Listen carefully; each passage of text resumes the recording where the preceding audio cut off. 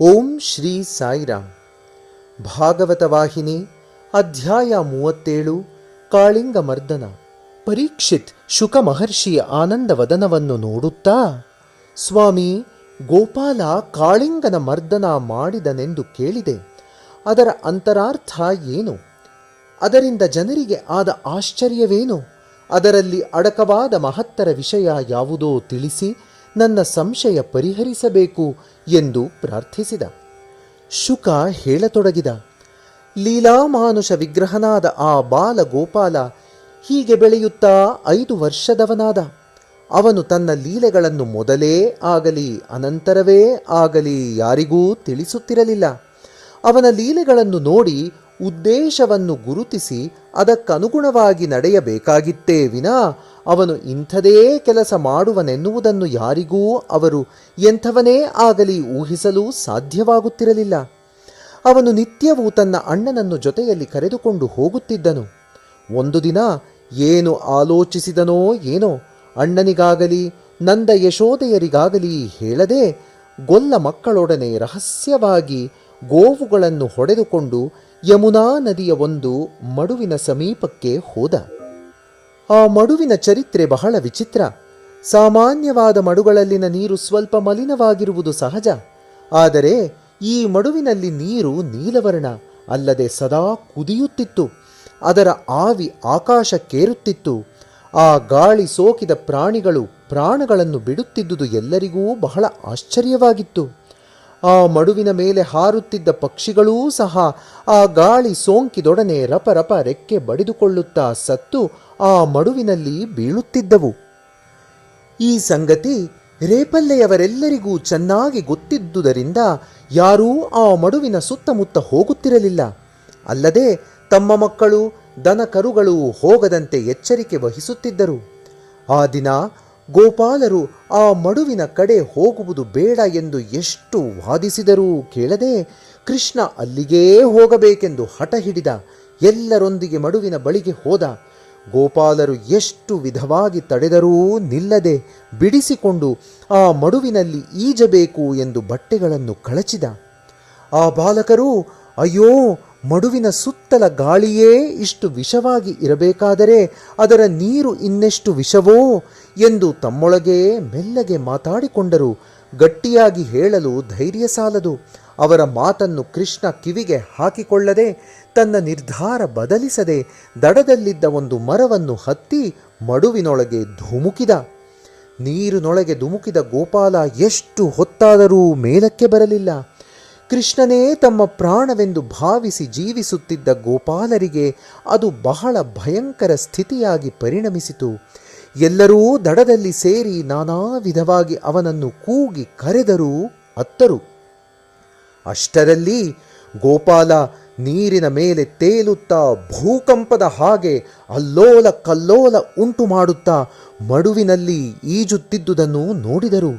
ಅವನ ಹಿಂದೆ ಅವನನ್ನು ಹಿಡಿಯಲು ಒಂದು ಘೋರ ಸರ್ಪ ವಿಷ ಕಾರುತ್ತಾ ಕಣ್ಣುಗಳಿಂದ ಬೆಂಕಿ ಕಾರುತ್ತಾ ಗೋಪಾಲನನ್ನು ಅಟ್ಟಿಸಿಕೊಂಡು ಬರುತ್ತಿತ್ತು. ಆ ದೃಶ್ಯವನ್ನು ನೋಡಿದ ಬಾಲಕರು ತಾಳಲಾರದ ದುಃಖದಿಂದ, ಕೃಷ್ಣ ಬಾ, ದಡಕ್ಕೆ ಬಾ, ಹೀಗೆ ಬಾ ಎಂದು ಒಂದೇ ಸಮನೆ ಕೂಗಿಕೊಳ್ಳಲಾರಂಭಿಸಿದರು. ಗೋಪಾಲ ಅವರ ಮಾತೇ ಕೇಳಿಸದವನಂತೆ ತನ್ನ ಸಂತೋಷವನ್ನು ವಿಚಿತ್ರವಾಗಿ ಪ್ರಕಟಿಸುತ್ತಾ ಆ ಸರ್ಪದ ಬಾಲ ಹಿಡಿದುಕೊಂಡು ಅವನು ಮುಂದೆ, ಅದು ಹಿಂದೆ, ಹೀಗೆ ಇಬ್ಬರೂ ಸುತ್ತುತ್ತಾ ಮಹಾರೋಷದಿಂದ ಕಾದಾಡುತ್ತಾ ಸಮುದ್ರದ ಅಲೆಗಳಂತೆ ಕೊಳದ ನೀರನ್ನು ಮೇಲಕ್ಕೆ ಹಾರಿಸುತ್ತಿದ್ದರು. ಕೊನೆಗೆ ಸರ್ಪ ಗೋಪಾಲನನ್ನು ಪೂರ್ತಿಯಾಗಿ ಸುತ್ತಿಕೊಂಡು ಹಿಂಸಿಸುತ್ತಿದ್ದುದನ್ನು ನೋಡಿ ಕೆಲವು ಬಾಲಕರು ಗೋಕುಲಕ್ಕೆ ಓಡಿಹೋಗಿ ನಡೆದ ಸಂಗತಿಯನ್ನೆಲ್ಲ ದುಃಖದಿಂದ ನಂದ ಯಶೋದೆಯರಿಗೆ ತಿಳಿಸಿದರು.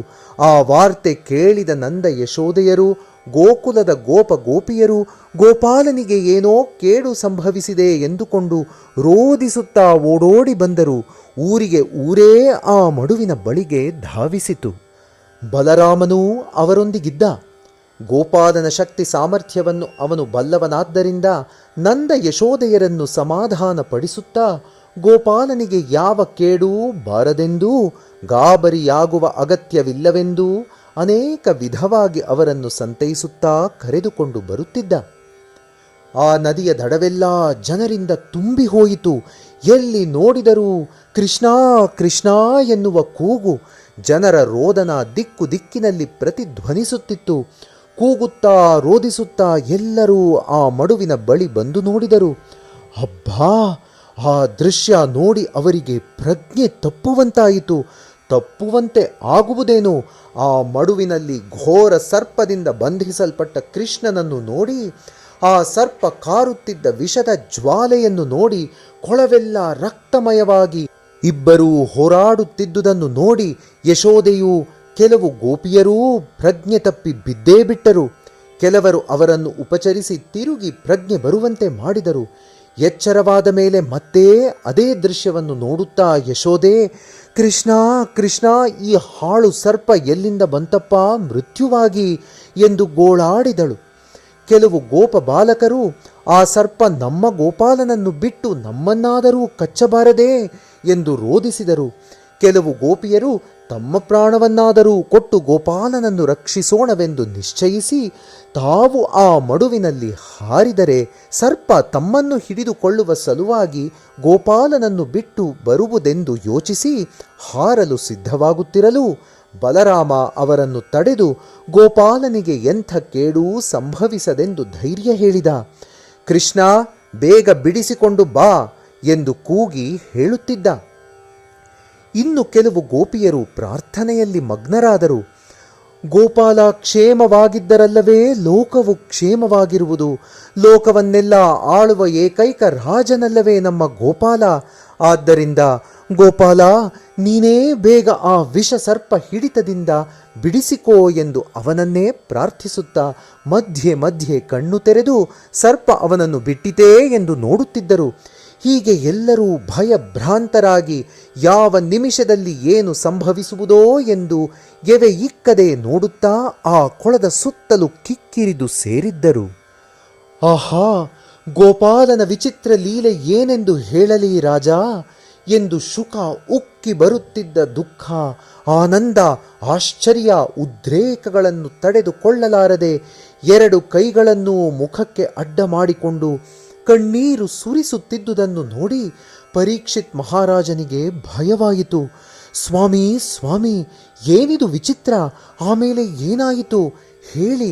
ತಾವು ಇಷ್ಟು ವಿಚಾರ ಮಗ್ನರಾಗುವಂಥ ಪ್ರಮಾದ ಗೋಪಾಲನಿಗೆ ಏನು ಸಂಭವಿಸಿತು?